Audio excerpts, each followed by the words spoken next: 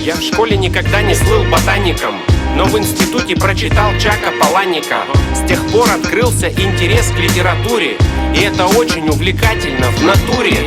Когда дежурил я студентом по ночам, был собеседником моим Омар Хайям. Вильям Шекспир вошел в мой мир искусным инженером семейных драм.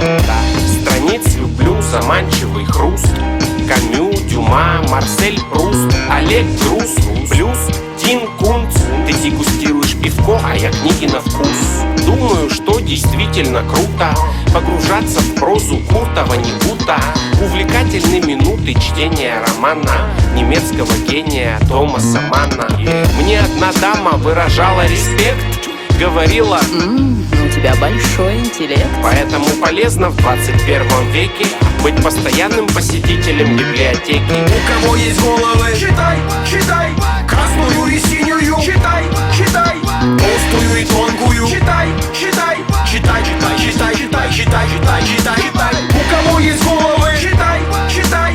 У кого есть Шолохов, читай, читай. Фенемора Купера, читай, читай. Читай, читай, читай, читай, читай, читай, читай, читай. Друг, хватит за компом висеть, давай распутывай социальную сеть. Одноклассники, ВКонтакте, Фейсбук, постоянное чтиво многих людей вокруг. А ты давно страницы перелистывал руками.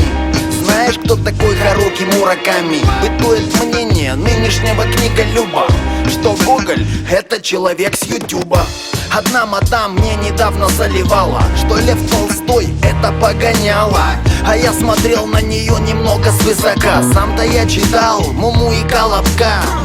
Другой уверен, что Федор Достоевский — это рэпер какой-то местный, совсем недавно записавший хит про Раскольникова Колю и его кредит.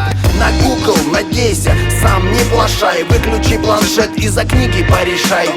Обогащай свой словарный запас. Стелить на сленге не в тренде